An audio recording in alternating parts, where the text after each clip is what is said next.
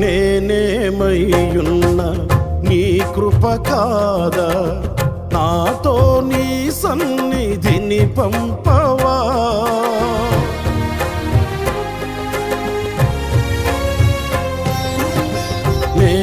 నేనేమయ్యున్నా నీ కృప కాదా, నాతో నీ సన్నిధిని పంపవా.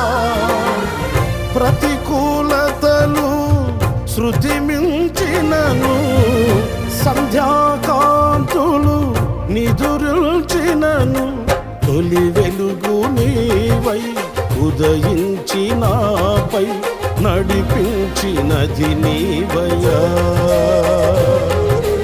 నీ కృపకు నన్ను పాత్రునిగా చేసి బలపరచిన యేసయ్యా.